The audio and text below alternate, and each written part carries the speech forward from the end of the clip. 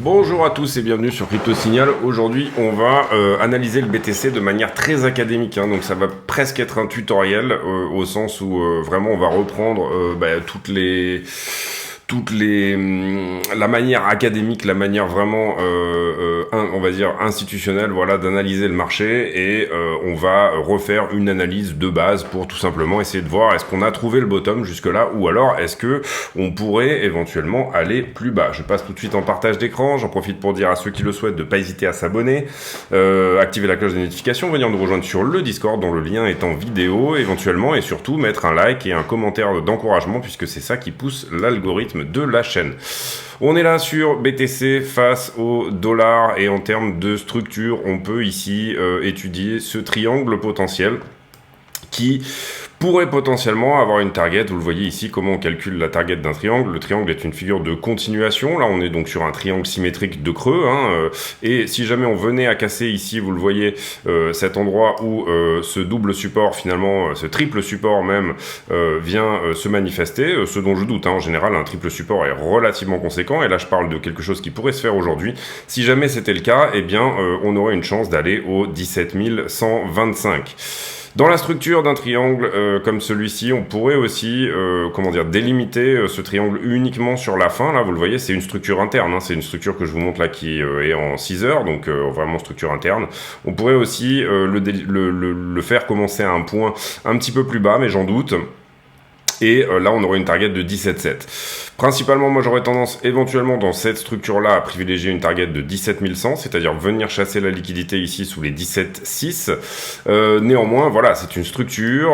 En termes de probabilité, on est autour de 57% de sortie baissière sur ce type de structure, donc triangle symétrique de creux. Et je pense qu'on a quelque chose comme 50-50 à peu près de faire ce qu'on appelle ici un flowback, c'est-à-dire l'inverse d'un pullback, c'est-à-dire revenir tout simplement tester ici cette résistance, ce qui pourrait vous donner un bon point d'entrée. Globalement, voilà un petit peu l'idée sur la structure. C'est pas très joli, c'est pas jojo, hein, pour ce week-end. Et puis idem ici sur Ethereum. Je vous avais dit attention, regardez bien la structure, et pour le moment il semblerait qu'on soit sur quelque chose qui ressemble à un bear flag, c'est-à-dire tout simplement une structure en flag comme ceci, un fanion, hein, qui, lui, aurait une target pour Ether autour des 1192. Sur Ether, il ne faut pas oublier non plus qu'on a une potentielle épaule, tête-épaule qui est ici. Vous le voyez là, épaule gauche, tête, épaule droite, d'accord, qui a cassé sa ligne de coup qui était là en violet, et qui, elle, nous donnerait une target autour des 1012 $.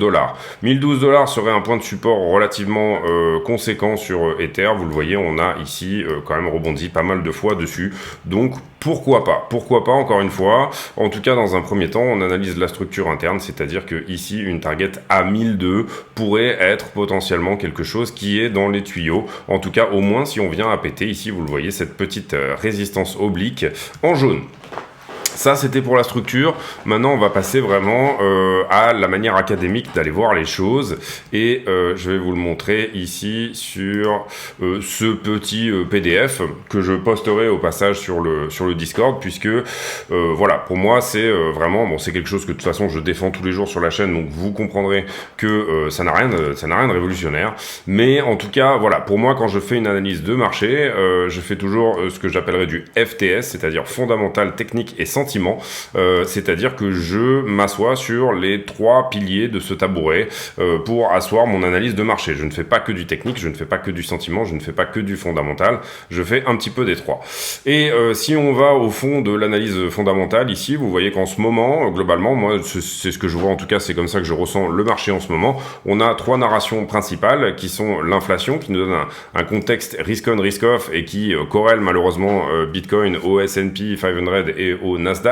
Donc du coup, bien surveiller la macro, bien entendu, mais avec un contexte où du coup les assets ont tendance à passer risk-off, étant donné que l'argent rapporte plus, et puis que tout simplement puisque les taux d'intérêt augmentent. Donc si vous placez votre argent sur des assets qui sont très peu risqués, et bien à ce moment-là vous allez avoir plus de rendement, donc vous allez avoir tendance à pivoter une partie de votre capital là-dessus, et c'est normal. La régulation, donc pour moi en ce moment on le voit notamment avec la SEC, avec l'administration Biden, avec en Europe le MiCA, etc. Tout ça, une narration vraiment importante auquel le marché est très sensible.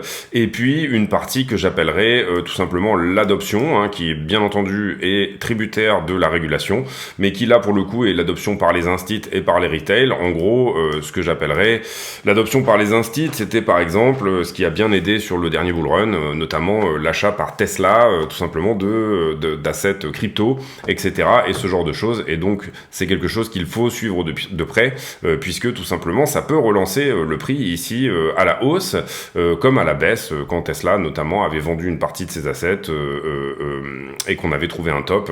Je pense que c'était en avril ou mai 2021. Donc en ce moment, le fondamental, il est pas génial au niveau risk on risk off. Mais on est sur la fin, j'ai envie de dire. Enfin, on est peut-être sur la fin, voilà, c'est plutôt ça. Au sens où on a eu plusieurs CPI au niveau inflation qui ont été baissiers. On en a eu 2. Les headline CPI ont été baissiers.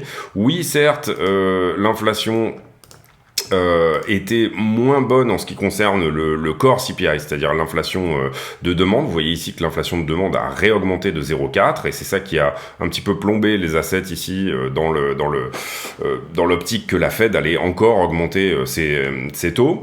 Et puis ici, vous le voyez par contre, une inflation de l'offre, du pétrole et des commodités qui est plutôt en train de corriger. Et en ce moment, on a un pétrole qui corrige assez fortement, puisque il est passé, vous le voyez, de 90 à 85, donc on a eu une forte correction sur le pétrole, donc ça peut nous aider aussi à continuer à baisser au niveau du CPI, mais néanmoins au niveau de l'inflation de demande, il faudra attendre tout simplement les chiffres qui vont sortir la semaine prochaine, et on ira faire un point là-dessus un petit peu plus tard dans la vidéo.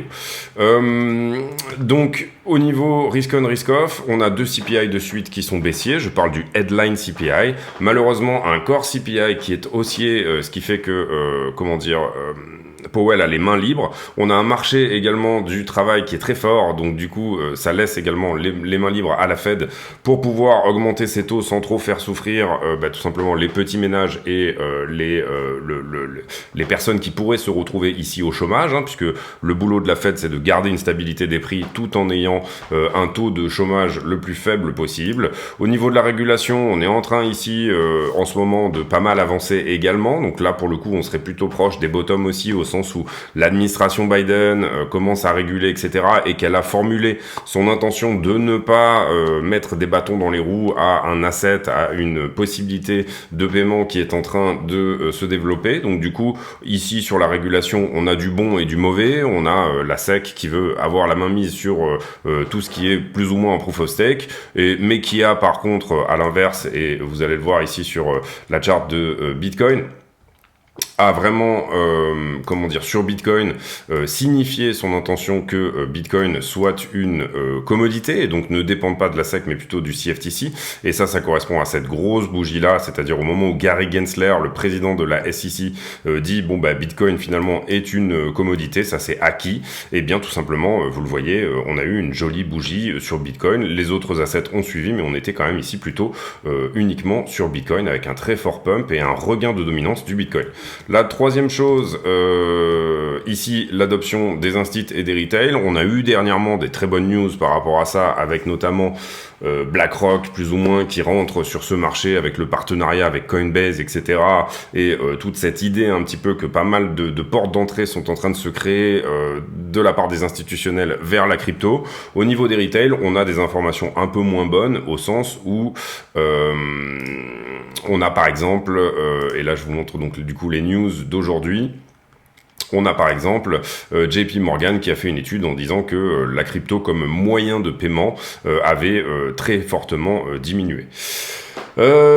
Ensuite, sur l'analyse technique, moi je pratique le LSM, hein, c'est plus ou moins ce que tout le monde fait de toute façon. Enfin, c'est dans l'idée, voilà, encore une fois, c'est pour vous présenter une manière très académique de regarder les choses.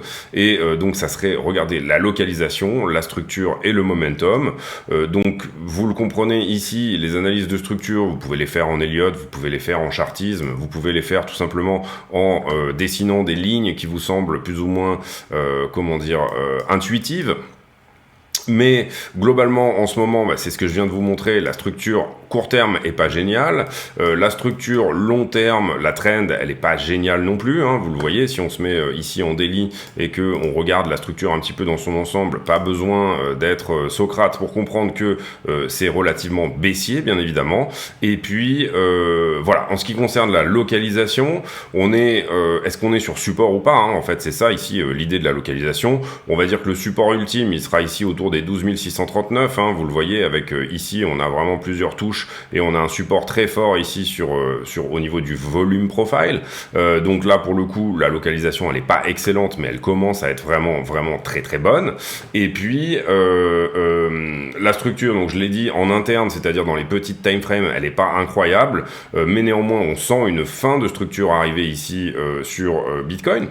Et puis le momentum, par contre, il est plutôt bon, en tout cas au moins en daily.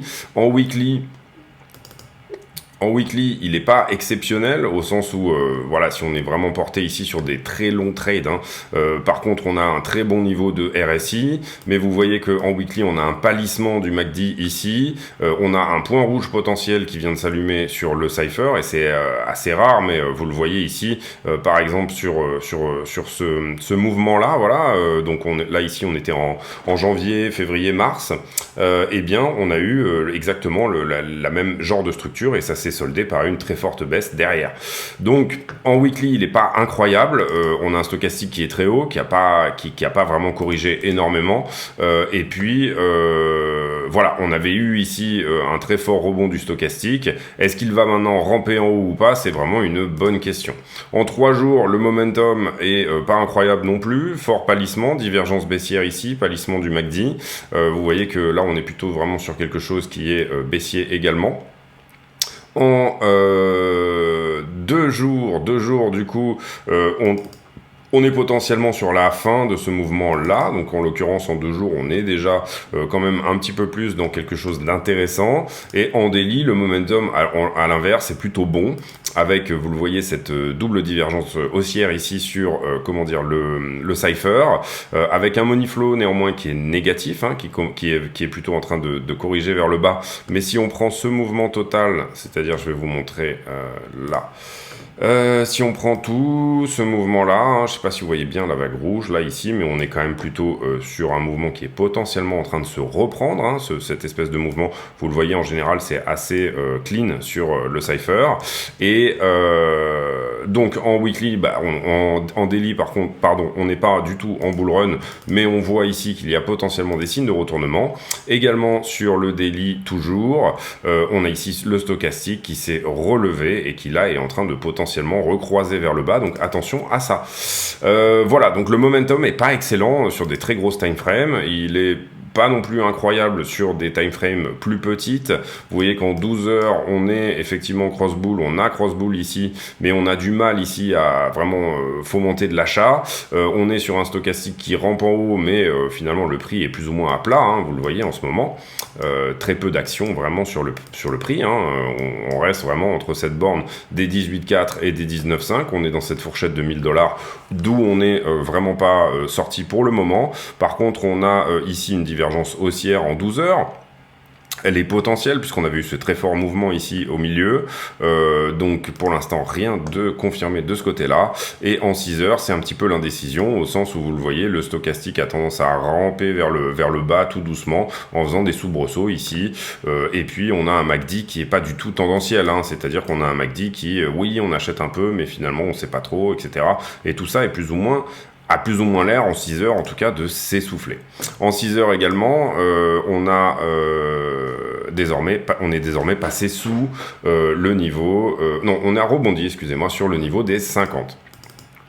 Donc momentum c'est plus ou moins pas excellent, structure c'est pas excellent, localisation peut mieux faire également, hein. Donc vraiment quand on regarde le marché, c'est pour ça qu'on fait des analyses tous les jours, il y a des fois où ça a l'air plus ou moins encourageant, et là en l'occurrence sur l'analyse technique on va dire que c'est pas énormément le cas, avec une structure bullish à 57% baissière, un momentum qui est bon en daily mais qui est pas incroyable en 6 heures, qui est plutôt bon en 12 mais qui est pas incroyable en 6 heures, et qui en weekly est en train de se retourner potentiellement pour une nouvelle vague baissière.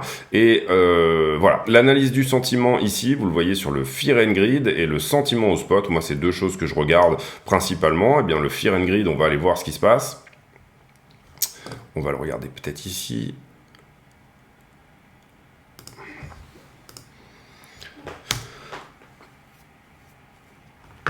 Donc on est dans le FIR à 24, donc ça, bon, c'est plutôt encourageant également. On n'est pas encore dans l'extrême FIR, mais on est dans le FIR. Ça fait un moment qu'on est dans le FIR. On était revenu presque en zone neutre, et là finalement on s'est à nouveau retourné sur le mauvais CPI en fait, le CPI, le core CPI qui était haussier.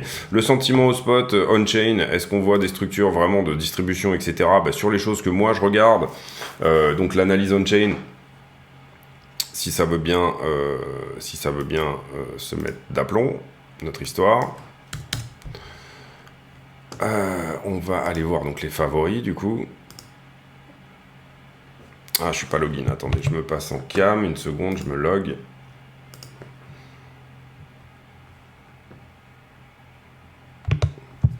Voilà, donc sur les choses qu'on regarde en général, globalement, vous le voyez, le Rodel qui est en zone verte, donc ça c'est plutôt une zone de bottom, ça veut dire que on a des long-term holders qui tiennent bon, le stock to flow qui lui pour le coup est pas du tout dans ses clous, qui a complètement perdu ici sa traîne normale, le NUPL, donc le Net Unrealized Profit and Loss, c'est-à-dire combien du marché est en perte ou pas, qui repasse dans la capitulation. Désormais, on revient dans la zone rouge. Le pourcentage des bitcoins sur les exchanges qui est toujours en train de descendre, malgré un léger retour, ici vous le voyez, là, un léger retour des bitcoins sur les exchanges, sur cette vague haussière ici. On va prendre celui-ci plutôt, le Net Realized Profit and Loss, qui joue avec le zéro depuis désormais mai 2022. Depuis mai 2022, à chaque fois qu'on revient dans le vert, ici, vous le voyez, on a des vendeurs. C'est-à-dire qu'on a des gens qui sont en perte et qui, au moment où on revient dans la zone plus ou moins intéressante, se hedge, c'est-à-dire sortent tout simplement leur longue initiale, leur achat au spot est sorti ici à cet endroit-là. Donc on joue énormément avec le zéro, ce qui est vraiment une dynamique de bottom et de bear market. Le Accumulation Trend Score qui reprend un petit peu, qui est autour des 40, donc c'est pas énorme, on n'est pas sur une zone énormément accumulée, contrairement à ces zones-là où vous le voyez, on était autour des 90. La dormance qui est complètement aux fraises, littéralement sous sa zone verte et qui, là pour le coup, suit beaucoup le prix, je trouve, sur ces niveaux-là. Donc là, on est vraiment, ça veut dire, les bitcoins accumulés à court terme font le prix. Le réserve risque qui passe également sous la zone verte, donc ça c'est plutôt une dynamique de bottom aussi. Est-ce que le Bitcoin est à un bon prix ou pas? Est-ce que c'est une bonne zone d'achat ou pas?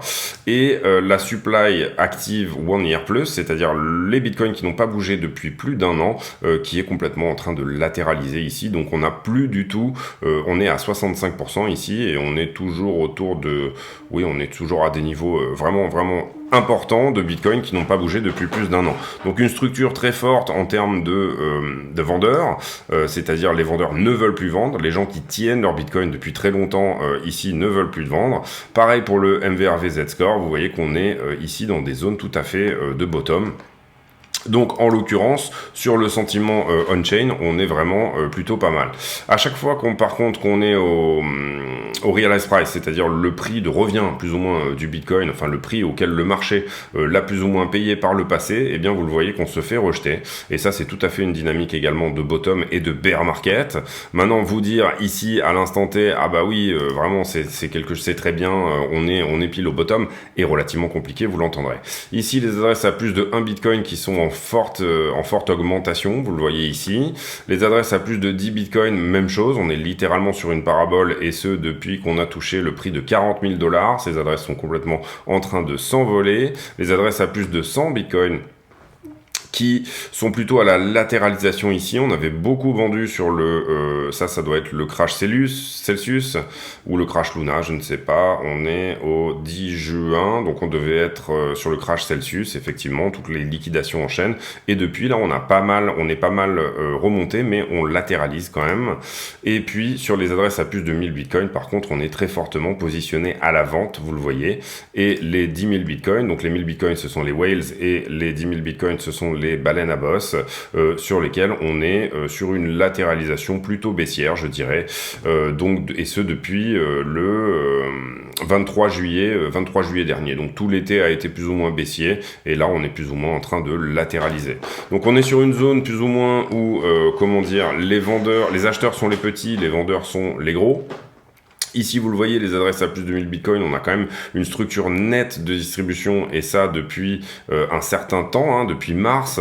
Ici, c'est une bougie que j'appellerais la bougie des oligarches, c'est-à-dire cette forte augmentation-là est plus ou moins due pour moi au moment où tout simplement les sanctions apparaissent au niveau financier, au niveau de la Russie. On a eu à ce moment-là pas mal d'oligarches qui ont probablement ici acheté du bitcoin. Vous voyez qu'on passe de 2100 adresses à 2200, donc une centaine d'adresses qui surpassent les 1000 bitcoins.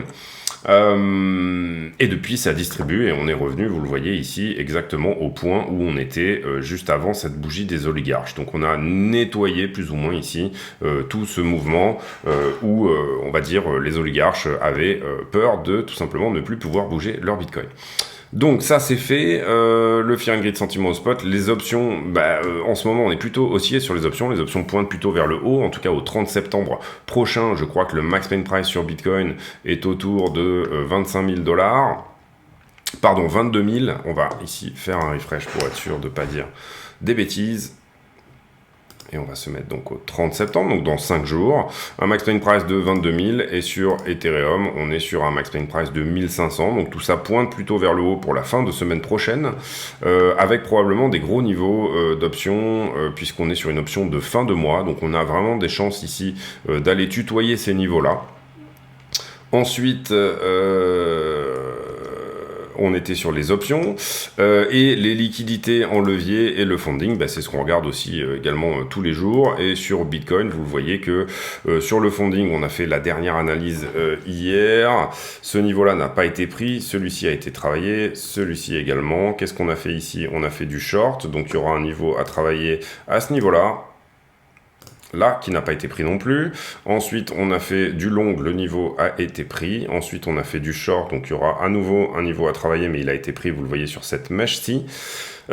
Ensuite, ici, on accumule du long qu'on déleverage ensuite. Là, on a du niveau de short qui commence à rentrer assez fortement jusqu'à ici, mais le niveau a été travaillé. On est même allé jusque là avec des shorters. Ici, on a eu du long, mais vous voyez que le niveau a été pris également. Et puis ensuite, ici, on a eu donc du long, je le disais. Ici, on a eu à nouveau du short, mais le niveau a été travaillé ensuite. Ici, on a eu du long, mais le niveau a été pris également. Donc voilà, beaucoup de liquidations dans les deux sens, et finalement on écarte un petit peu ici le champ des possibles, puisqu'on a nettoyé pas mal de choses. Relativement pas mal de longues également là, voilà, et à l'instant T, on est plutôt sur du deleveraging, mais avec quand même du longueur qui rentre, puisque vous voyez que le funding reste le même, donc on pourra ici éventuellement mettre un niveau de longueur à prendre juste par là. Voilà, si on dézoome un petit peu, qu'est-ce qu'on a au-dessus, qu'est-ce qu'on a au-dessous, vous le voyez qu'on est quasiment à l'équilibrium. C'est notamment ce qu'on peut voir aussi sur les positions leveragées sur les 5 derniers jours, où on peut voir ici que tout simplement les marchés en levier disposent de peu de liquidités dans un sens ou dans l'autre pour nous dire où pourrait aller le prix. Par contre, dès que des grosses positions rentrent, là on a de la volatilité, donc en ce moment on est très market maker. On va faire la même analyse sur Ether. Sur Ether, je vous ai déjà montré la structure. Pour moi, l'analyse fondamentale, c'est globalement la même. Sur Ether, la seule différence que, vous voyez, là, Ether est en train de venir jouer avec son support du bas. Donc ça, c'est intéressant. On va bien surveiller ça. Et sur Ether, qu'est-ce que je disais On est donc sur une structure qui est également pas excellente, une localisation qu'on définirait plutôt autour des 1000 $ pour être vraiment intéressante. Sur la structure globale, par contre, Ether est en train de nous donner ici une structure de 1 pour 1. Oui, je vous ai pas vraiment parlé ici des Fibonacci, et ça revient ici à la structure et la localisation également. Mais globalement, sur les Fibos, sur Bitcoin, si jamais on venait chercher sur cette ABC là, c'est-à-dire celle-ci, A, B et C, d'accord, le 1 pour 1, et bien globalement on s'attendrait à une target autour des 16 000. Donc là en l'occurrence, faire un 1 pour 1, ça nous ramènerait par ici. On est pour l'instant en train de travailler le 0,618 qui est un objectif logique, donc on peut considérer que ça pourrait tenir malgré ce triangle, hein. Si ce triangle n'est pas obligé de péter, il n'a pas encore pété à la baisse, mais si on perd pour moi ici à la fois ce support, ces 3 supports en même temps, on a des bonnes chances ici de venir se cogner au moins au 17 100 voire 16 000. Idem en termes de Fibonacci, est-ce qu'on pourrait rester dans une flat si c'était le cas, c'est-à-dire que là on analyse tout ce mouvement-là de hausse, où est-ce qu'on en est au niveau du retracement, où est-ce que cette baisse-là est en train de nous emmener. Pour le moment, vous voyez qu'on est autour des 90, qui serait parfaitement l'objectif pour une flat. Néanmoins, une flat peut dépasser un petit peu, et effectivement, si on allait au 1700, on pourrait toujours être dans une structure d'une flat. Qu'est-ce qu'une flat? Ça serait tout simplement de faire effectivement ce type de mouvement-là, c'est-à-dire un espèce d'énorme range ou avec un retour au 25 ici.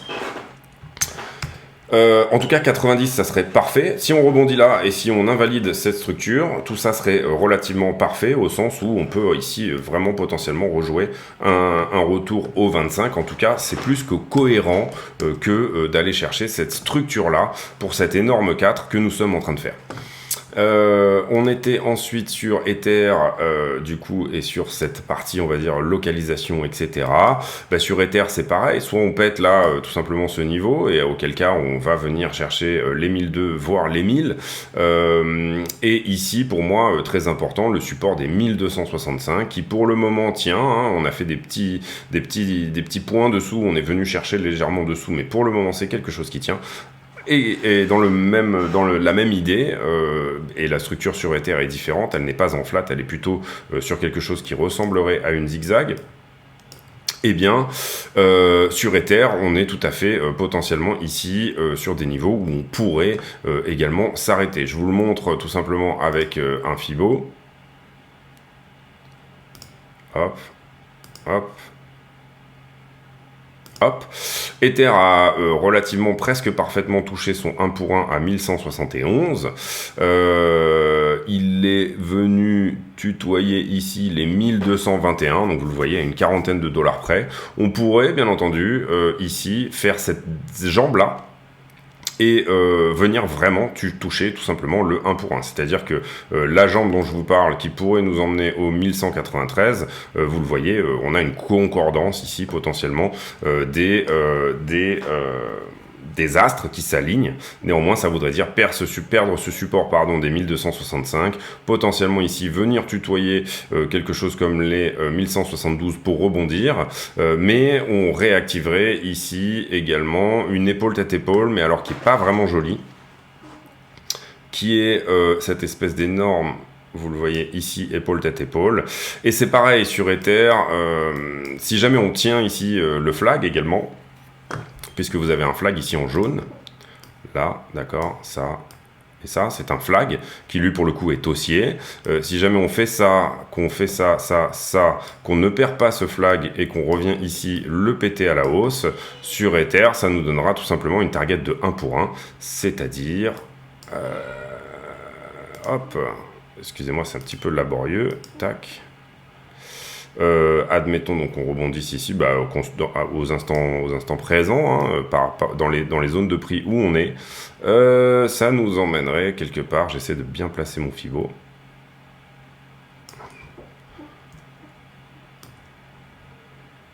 Voilà, ça nous emmènerait quelque part autour des 2410, hein, qui est une target, donc le 1 pour 1, le fameux reportage du mât en bas du flag, ici, nous ramènerait au 2410. Et là, vous voyez qu'on a croisé de l'Elliott et du chartisme, puisque je vous parle de cet ABC en zigzag et de ce flag au milieu.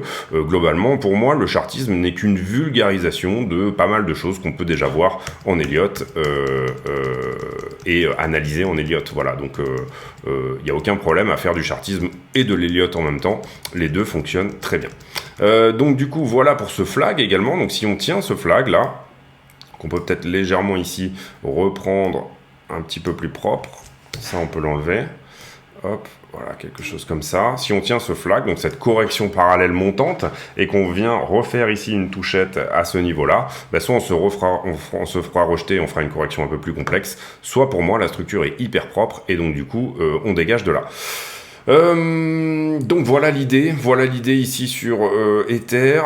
Donc la structure globale elle est plutôt jolie je trouve, mais la structure interne est plutôt moche, c'est-à-dire que si on vient ici remécher à nouveau autour des 1002, bon ça serait une chasse aux liquidités hein, bien évidemment, et on le voit sur Ether au sens où quand je vous regarde Ether ici, et donc là on est pareil, on a globalement autant de monde en haut que en bas, donc chasser en bas nous permettrait tout simplement d'accumuler du shorter en plus, et puis également de repartir assez fortement vers le haut si c'est possible. Donc on traîne un peu dans cette zone en fonction des liquidités et de toute l'analyse que je vous ai montré précédemment. Je pense qu'on a fait le tour. Oui voilà, donc vous voyez ici on a repris vraiment les choses puisque c'est dimanche et qu'on a un petit peu le temps et qu'on est un petit peu plus tranquille. On a repris vraiment les choses ici par le début. L'idée étant, comme je vous le dis, de faire du fondamental, du technique et du sentiment. Toujours faire les trois quand vous analysez, quel que soit l'asset que vous analysez en bourse ou en analyse de marché d'une manière générale. Et vous le voyez, on a repris les trois narrations du fondamental, on a repris les trois choses importantes dans l'analyse technique, et on a repris pour moi les trois choses importantes également dans le sentiment. Donc n'hésitez pas à utiliser ce type d'outils, tous les outils en tout cas qui sont à votre disposition, de manière à avoir une analyse de marché qui soit le plus juste possible. Vous voyez ici tout simplement que le fondamental il est mauvais, mais on voit qu'on est en train de sortir de quelque chose, on est au bout du tunnel. Le technique, il est globalement pas trop mauvais, mais on voit que on est également ici dans une zone charnière, j'ai envie de dire. Et le sentiment, on voit également que il est pour le coup, moi à mon sens, plutôt bon, mais qu'on a peut-être une dernière chasse de liquidité à faire ici. Donc l'idée étant là de revalider un petit peu les scénarios qu'on a nous joué et potentiellement acquis. Donc ici pour moi un Ether potentiellement autour de 2410 une fois qu'on aura vraiment trouvé ce bottom, et si on n'invalide pas bien entendu ce flag et donc cette structure en ABC de correction haussière, après on aura encore une baisse hein, donc mettez-vous bien ça dans la tête, ou alors tout simplement aussi on pourrait repartir ici dans une autre structure, hein, bien évidemment, sur Ether. Mais pour moi, on serait plutôt ici en train de faire une 4 qui sera suivie d'une dernière 5 qui, elle, sera baissière. Donc potentiellement, par exemple, une bonne fin d'année et ensuite un début d'année catastrophique, par exemple. C'est-à-dire une reprise de l'inflation ou je ne sais quoi, des mauvaises informations sur la régulation, des choses ici qui pourraient, bien entendu, pousser le prix vers le bas. Mais je trouve que c'est super intéressant de venir reprendre tout à zéro, reprendre un petit peu les choses dans leur ensemble et avoir une vision globale. On va pas faire les news aujourd'hui parce que pour moi il n'y a rien d'incroyable sur les news instantées, ou en tout cas on les a plus ou moins traitées par le passé. Et puis voilà, donc du coup pour moi vous le comprenez. Alors donc pour moi on est ici... Est-ce qu'on va, voilà, pour répondre à la question de la vidéo, puisque c'est le but, hein, est-ce qu'on va ici perdre pour Ether les 875 ou pas? C'est un scénario que nous on défend sur la chaîne depuis assez longtemps, qu'on pense, on pense que ça n'est pas pour tout de suite, c'est-à-dire qu'il y aura avant ça une dernière vague haussière et qu'on ira potentiellement aux 600 $ sur Ether, mais plus tard. Donc ça c'est vraiment le concept global. Néanmoins, ce qui aurait tendance à invalider, et c'est la même chose sur BTC, hein, globalement sur BTC, on dit que on reviendra potentiellement ici toucher les 25. avant de potentiellement venir plutôt se préparer autour des 12-14, ça serait ça l'idée. Mais ce qu'il faut comprendre ici, c'est que quand on regarde la macro, et si on continue dans une corrélation totale d'avec le S&P 500, pour le coup sur le S&P, on est en train de valider une structure en 5, en ending diagonale, qui est, elle, pour le coup, dans sa 5. Donc les grandes questions ici qui se posent, c'est est-ce que Bitcoin va suivre ici tout simplement est-ce que Bitcoin va suivre la structure du S&P ou est-ce qu'il va faire sa vie pendant un certain temps pour venir finir sa 4 comme il se doit, et vous le voyez là ici 1, 2, 3, 4, 5 et c'est le même genre de structure sur Ether, et en même temps la structure globale est différente ici sur le S&P d'avec le Bitcoin, c'est-à-dire que potentiellement sur le S&P on serait peut-être sur une leading diagonale d'autre chose, c'est-à-dire que le S&P serait en train de nous faire un bear market qui va potentiellement durer plus longtemps, admettons qu'on ça soit une A, on aura peut-être une B et une C ici. Pourquoi pas une flat, pourquoi pas ici quelque chose qui se construit plus en zigzag, mais on a le sentiment qu'il y a des différences de structure globale. Ici, vous le voyez, le S&P qui est bien monté dans son canal ascendant et qui est bien resté ici dans tout ce canal post-Covid, et là qui a marqué un retracement en 5. Mais à l'inverse, de l'autre côté, on a un Bitcoin qui lui pour le coup, et moi je reste pour le moment en tout cas dans ce type de scénario là, qui pour le coup nous a plutôt donné une expanding flat, c'est-à-dire qu'on avait ici le premier top, et en fait la ABC de Bitcoin est potentiellement quelque chose qui se construit comme ceci, d'accord ? Donc flat vers flat étendu, c'est-à-dire une flat, on aurait pu s'arrêter ici au 1 pour 1, d'ailleurs on a latéralisé, hein, vous le voyez sur ce point-là, là, on était à la pile poil à la parallèle, et on a fait du coup cette extension et qui nous a donné une structure bien entendu différente sur Bitcoin. Pour l'instant, les objectifs de cette expanding sont tout à fait atteints, mais il semblerait que, au vu de la structure plus petite, qui est tout simplement cette 1, 2, 3, 4 potentiels et 5 potentiels, on soit encore dans quelque chose qui n'est pas tout à fait terminé. Donc voilà, on aura peut-être ici une décorrélation à un moment donné, hein, comprenez-le bien. On aura peut-être aussi, tout simplement, peut-être que la 4 de BTC s'est terminée là et qui va nous donner 5 vagues vers le bas. C'est aussi une possibilité, c'est-à-dire que en termes de structure, c'est moins propre que ce que ça aurait dû être, mais ça nous donnerait éventuellement une fin de 4 ici, et là on partirait sur une 1, 2, 3, 4, 5 en impulsive. C'est-à-dire que, en gros, tout ça était une 4, certes assez faible, donc qui s'est faite en 1, 2 et 3, et qu'on partirait ici sur une 1, 2, 3, 4, 5. Ce qu'on attendrait d'une 3, c'est qu'elle soit un peu plus impulsive que ça. Hein. Moi, en interne, j'ai du mal à la valider, mais bon, des fois, il y a des choses qu'on a du mal à valider et qui finalement se valident plus tard, ou en tout cas qui, quand on reprend les décomptes a posteriori, qu'on retrouve de manière beaucoup plus claire. J'espère que cette vidéo vous a plu, j'espère que vous avez tout compris, c'est pas forcément ici extrêmement simple, hein, ce type de structure, etc. Pour l'instant, vous prenez pas trop la tête avec Elliott, l'idée c'est surtout d'arriver à voir les flags, les corrections, etc. Tout ce qui est globalement assez agressif et tout simplement dans le sens d'une tendance, on va dire, et là vous le voyez, agressivité sur cette baisse, agressivité sur cette baisse également, agressivité sur celle-là, donc pour l'instant on est toujours dans une structure qui a une tendance haussière. Est-ce qu'on a eu des mouvements agressifs vers le haut ?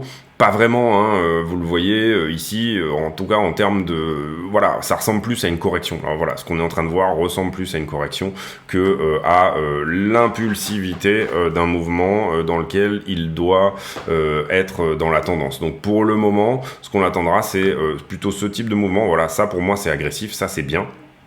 Ça, c'est assez agressif. Malheureusement, ça n'a pas tenu hein, sur le mauvais CPI, je crois, hein, qui était sorti voilà, au 13 septembre. On a eu ce mauvais CPI au niveau du core CPI, et du coup, ça nous a un petit peu plombé l'ambiance, alors qu'on était plus ou moins en train de partir sur un nouveau mouvement agressif. Donc tout ce qui est vraiment agressif est dans la tendance, et tout ce qui est plus ou moins, vous voyez, ce genre de correction un petit peu hésitante vers le haut, et très souvent des flags, hein, on voit très souvent d'ailleurs des structures parallèles et des flags se former, et bien pour le coup ça va être plutôt au sens inverse de la tendance, c'est-à-dire une correction. Ici, ce qu'on peut voir, c'est de l'agressivité vers le bas, et puis ensuite cette espèce de structure, comme vous le voyez, en triangle. Donc en termes de structure, on aurait plutôt tendance à dire que en interne, on est en train de faire ce fameux triangle, et que on n'est pas forcément ici sorti de l'auberge au niveau de la baisse. Et je le rappelle, target du triangle qui serait de venir chercher sous ce plus bas là. Est-ce que c'est dramatique pour autant, hein, parce que très souvent, beaucoup de gens disent « Ah oui, mais on doit faire des plus hauts que les plus bas précédents, etc. » Ça, les gars, c'est en bull run, c'est pas du tout... c'est pas du tout quelque chose que vous devez réellement suivre, sauf si vous voulez rester hors du marché et ne voir que des structures, par exemple ça, voilà, c'est une correction, mais vous auriez pu ici identifier, voilà, quelque chose avec des plus hauts de plus en plus hauts et des plus bas de plus en plus bas, mais ça reste une correction en soi, d'accord? Donc du coup, il faut vraiment ici avoir l'œil un peu plus affûté pour ne pas se laisser non plus avoir et faire un all-in, je sais pas, en plein milieu de ce truc-là, par exemple, puisque là, pour le coup, vous seriez plus ou moins sous l'eau. Donc voilà l'idée, respectez bien évidemment tout ce qui est risk management, etc. Il y a suffisamment de tutos, et il y en a sur la chaîne pour vous expliquer ces moments-là. Et là vous voyez que j'essaye de jouer la montre pour voir si on perd pas ce fameux triangle, mais pour le coup ça n'arrive pas, donc je vais clôturer cette vidéo juste là. Et puis voilà, hein, j'irai peut-être faire ici sur le Discord après un petit point sur tout ce qui est stablecoin de Binance, toutes ces choses-là, rapidement dans la soirée. Je vous souhaite à tous une très bonne fin de dimanche. J'espère que cette vidéo vous a plu. Si c'est le cas, n'hésitez pas à mettre un pouce bleu, activer la cloche des notifications et venir nous rejoindre, bien entendu, sur le Discord, dont le lien est en description de la vidéo. J'ai pour habitude de poser une question à la con en fin de vidéo, c'est-à-dire une question qui n'a rien à voir avec le Bitcoin et qui n'a rien à voir avec la crypto dans son ensemble. Et la question du jour sera sur votre oreille musicale et votre manière de chanter. Est-ce que vous êtes quelqu'un qui sait chanter, qui a une oreille musicale plutôt sympa, ou alors est-ce que vous chantez comme une casserole et les gens vous jettent des pièces pour que vous arrêtiez de chanter? Voilà, ça sera la question du jour, ça vaut ce que ça vaut, mais c'est l'idée de la question à la con, c'est-à-dire qu'elle doit être complètement débile. Je vous souhaite à tous une très bonne soirée, on se retrouve demain pour un nouveau point météo du BTC face au dollar. À bientôt, ciao.